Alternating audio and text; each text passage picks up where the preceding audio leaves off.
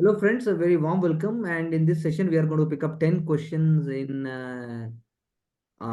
sequential manner. In the previous sessions, also, we have seen that how difficult it is to continue writing and explaining one's point.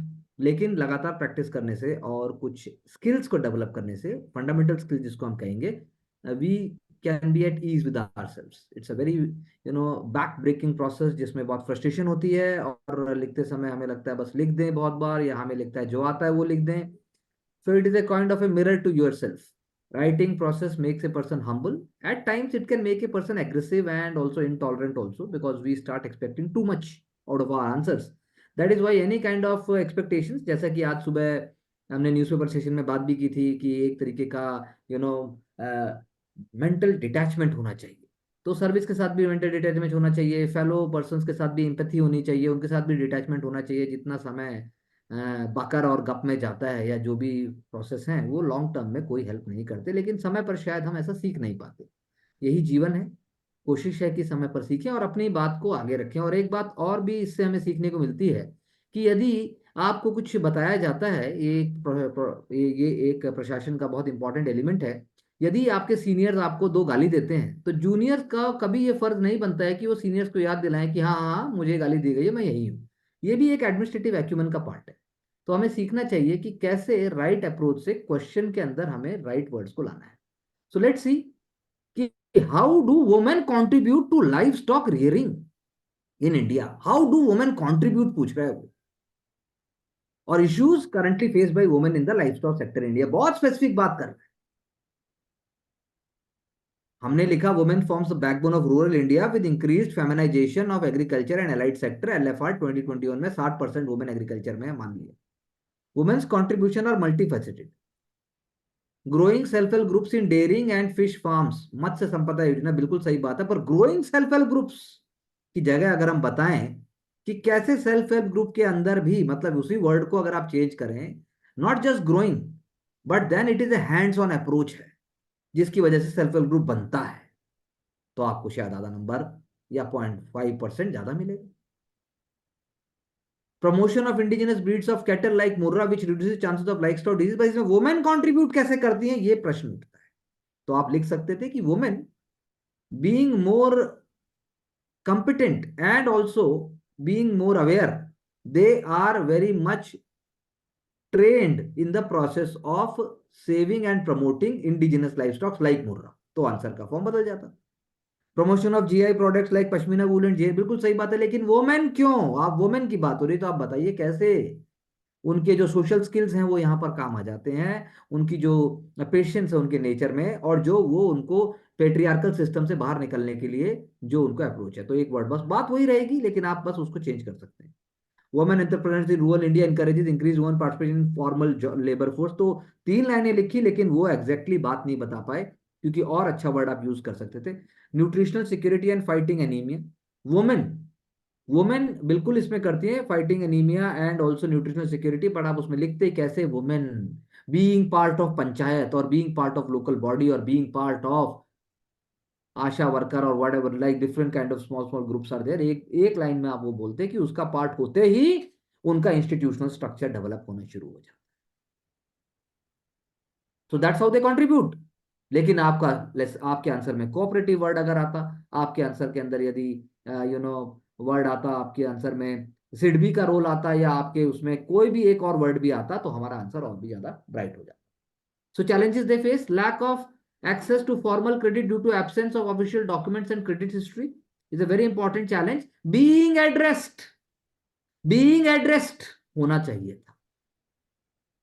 Cold storage facilities to ensure storage of surplus, it is there, they must be made stock stakeholders.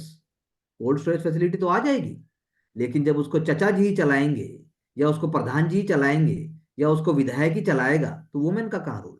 तो आप women women की बात करें. Non integration with supply chain is जरूरी है, लेकिन सड़क ही नहीं होगी तो फिर कैसे करोगे? Women, you have to keep women in centre. Food wastage, they already try to save food. सबसे लास्ट में खाना खाती है, तो फूड कहिए कि मतलब दे आर बेसिकली पोषक, दे आर द लीडर. तो आप ऐसे करके एक लाइन बोलते. हाई मेंटेनेंस कॉस्ट, बिल्कुल सही बात है. तो आप बोलिए कि जो प्राइवेट बैंक्स हैं या फिर आपके कोऑपरेटिव बैंक्स हैं, या फिर आपकी किसान क्रेडिट सोसाइटीज भी हैं, उनके जो हमने पहले आंसर में भी बात की थी 2 दिन पहले, वो एक वर्ड ले आते। लोकल फेयर्स, लोकल फेयर्स में वुमेन का पार्टिसिपेशन बढ़ाना चाहिए, district administration must play role, बस हो गया। तो बात सब यही रहेंगी, लेकिन इसकी ताल बदल जाएगी।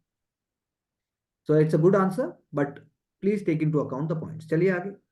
How and to what extent can ONORC scheme, one nation one ration card scheme, provides significant potential benefits for migrant laborers, urban poor and daily wagers? So one nation one ration card is a seamless connectivity नहीं है। One nation one ration card brings belief in the one who are marginalized and who are not part of the mainstream system. Belief आता है, belief, डर भगा रहा है basically. तो वो आप शुरू में लाइए कि कैसे सीमलेस कनेक्टिविटी उनको कॉन्फिडेंस और इमोशनल सिक्योरिटी भी देता है, कि मेरा राशन कार्ड यदि हरियाणा के किसी गांव का है तो दिल्ली में ही मुझे राशन मिलेगा, बिहार से भी जब मैं आऊंगा तो मुझे यहाँ राशन मिलेगा, ये सोचते ही जीवन बदल जाता है। जैसे हम अपने अपने स्थानों पर बैठे हुए आराम से समझने की कोशिश कर सकते हैं, समझ भी सकते हैं, ध्यान दे भी सकते हैं, और ध्यान नहीं भी दे सकते हैं। Same thing applies to ration card. तो राशन कार्ड कनेक्टिविटी बहुत अच्छा वर्ड है, digital public infrastructure, that is very true. Benefits, transparent, बिल्कुल सही बात है, single ID, hassle free, prevent of leakage of funds, ये सारे एलिमेंट तो हैं ही, पर एक बेनिफिट्स है, it is providing a kind of social security, it is a social security to them. उसमें आप Bihar and Jharkhand, why only Bihar and Jharkhand, Orissa भी है, उसके बाद आपका तेलंगाना भी है, वो नीचे जा रहे हैं। तो माइग्रेट तो सब सब जगह कर रहे हैं, लेकिन आपने फूड सिक्योरिटी भी लेके आए, लेकिन थोड़ा हल्का सा वो कि कैसे, कैसे one ration, one nation one ration card, it is ensuring multi dimension, जो आपने बोला एड्रेसिंग मल्टी डायमेंशनल पॉवर्टी, बिल्कुल सही बात है। फोर्टिफाइड फूड, गोल्डन राइस, ठीक बात है। Certain challenges, mismatch in iris scan and fingerprint due to employment in construction industry, तो उसके लिए state government must take steps. Functional CCTV, बिल्कुल सही बात है। Installation, point of sale machine, बहुत अच्छे पॉइंट्स हैं, I think very factually correct and also they are solution oriented points. Testing of food standards, therefore realising full, लेकिन वो ऊपर बोल रहा था ना कि अर्बन माइग्रेंट, तो वो उसको आप माइंड में रख के उनके हिसाब से थोड़ा बोलेंगे तो बहुत ही फायदा होगा, कि migrant labour, urban poor, daily wages. आप ये भी बोल सकते हैं this trinity actually narrows down to one group, one family, one person.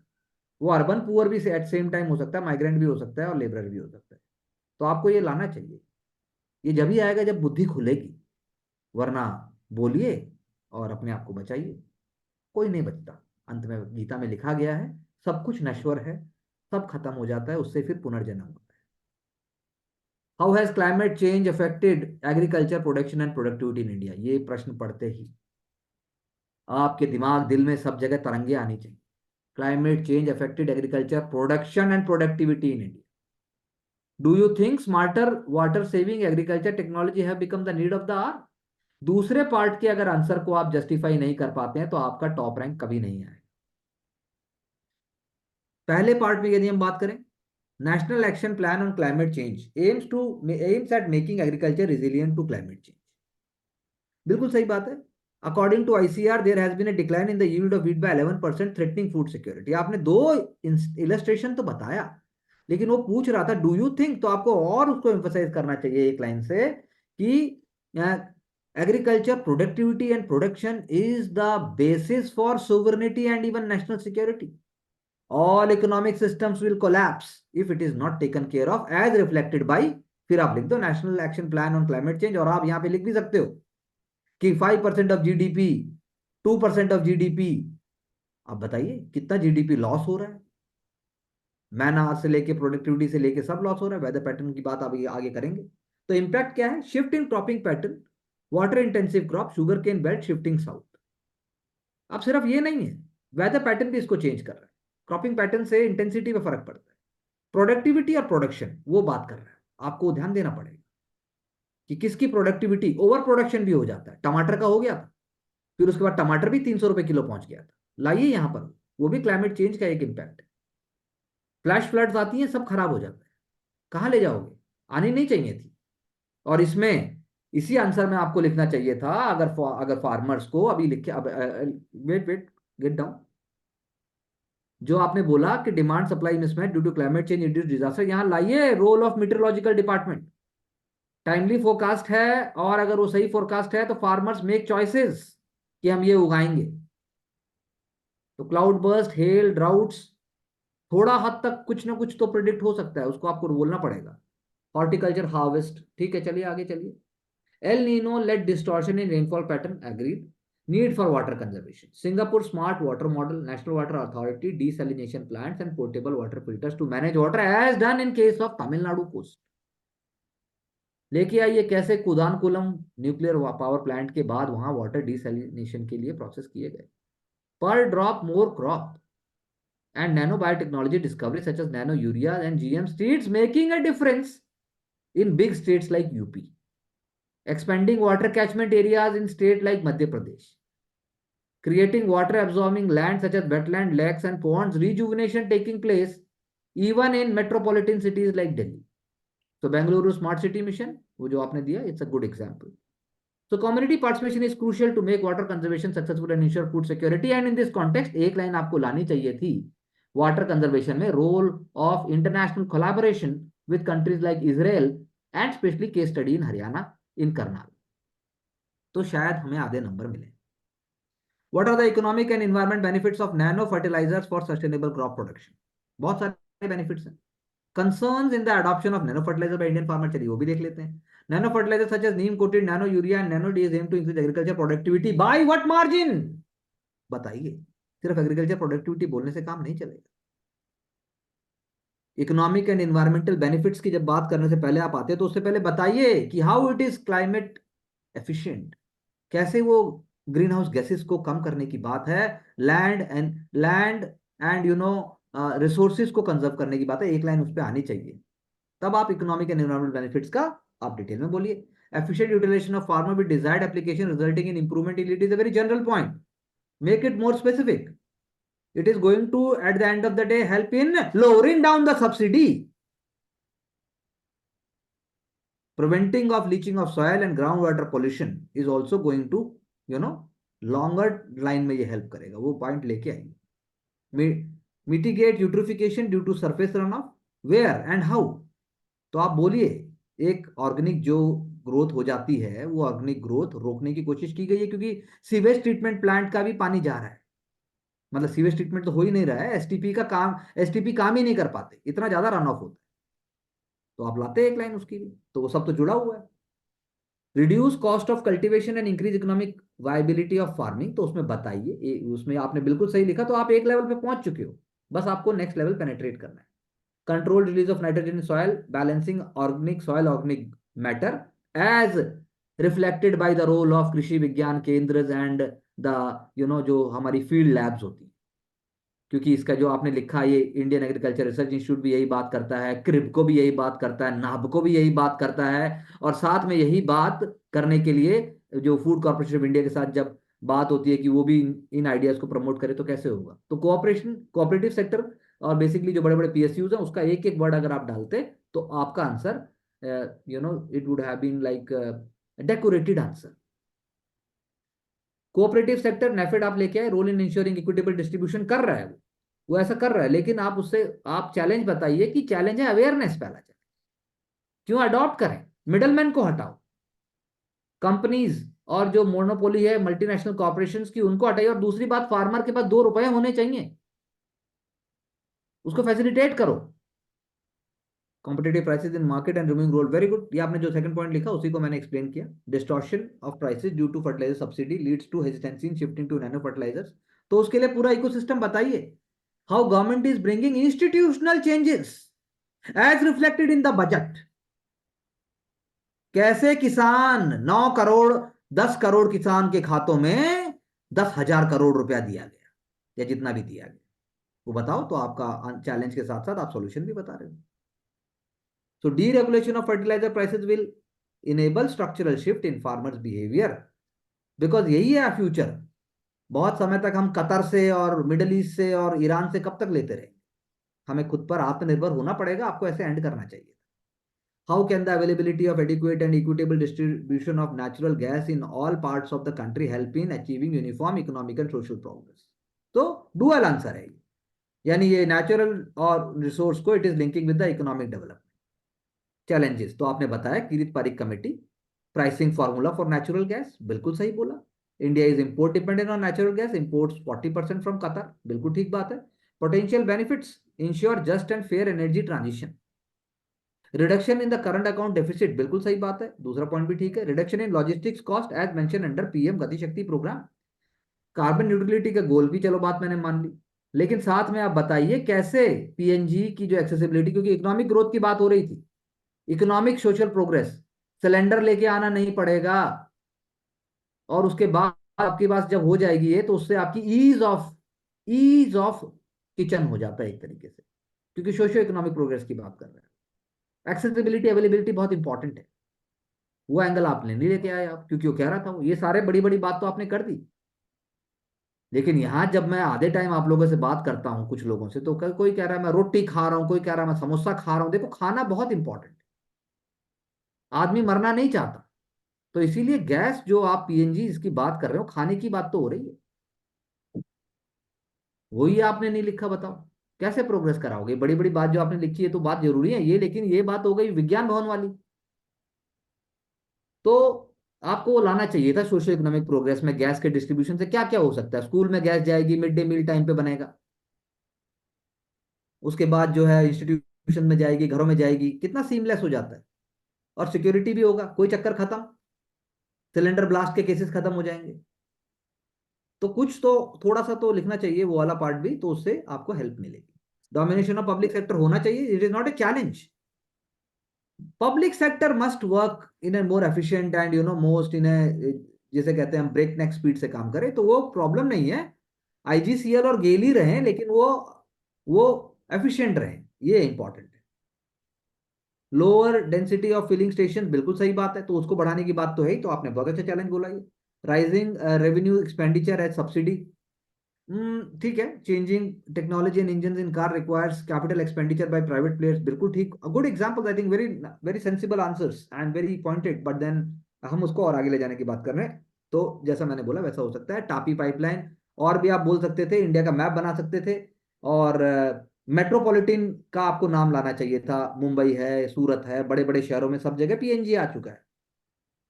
हम दिल्ली में, दिल्ली, भारत पूरा बदल रहा है, तो वो पिक्चर आप लेके आइए। रोज आप न्यूज़पेपर में देखते हैं इतने बड़े बड़े, आप इतने बड़े बड़े एड्स कवर करते हैं, तो वो करिएगा।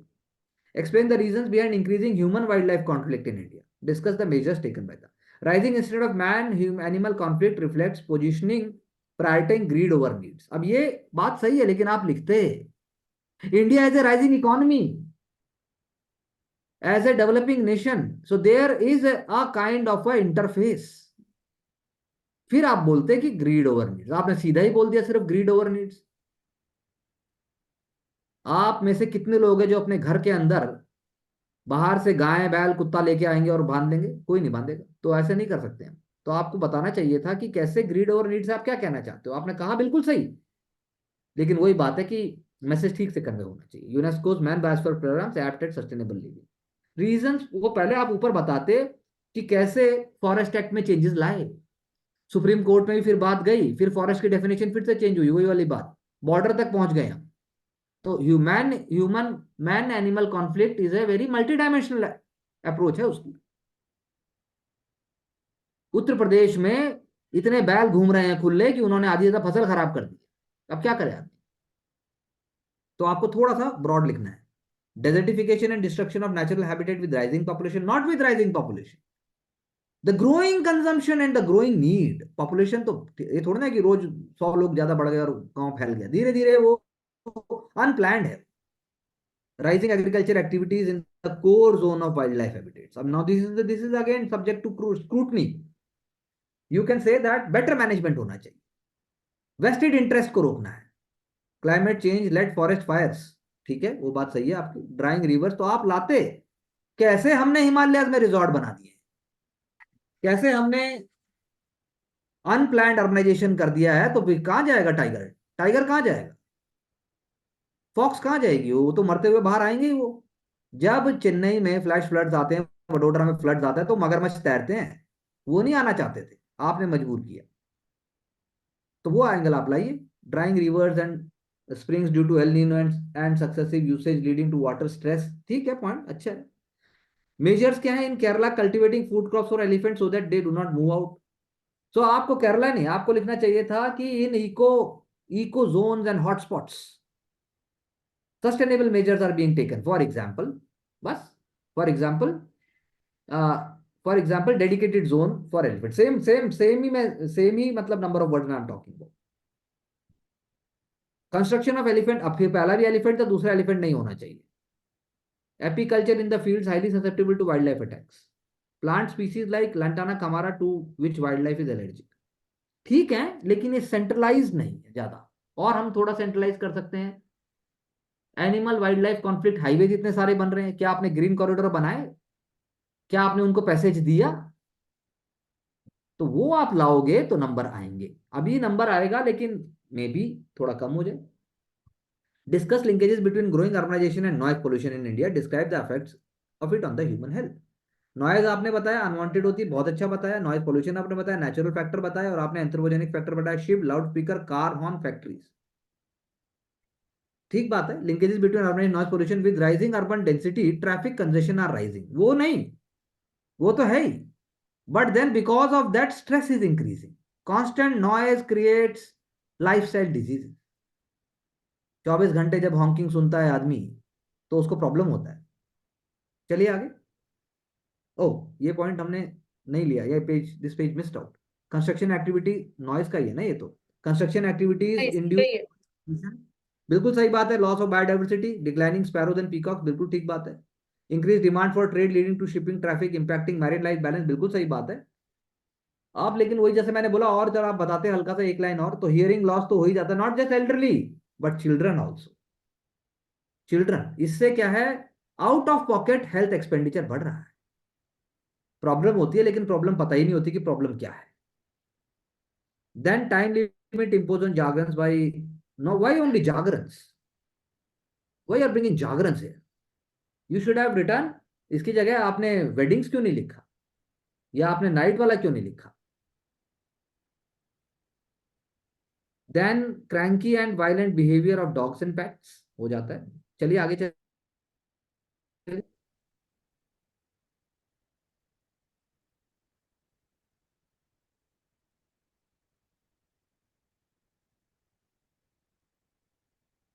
Can you hear me? हाँ जी सर, सर कर दिया मैंने आगे। I am not able to, can you stop recording for a moment please?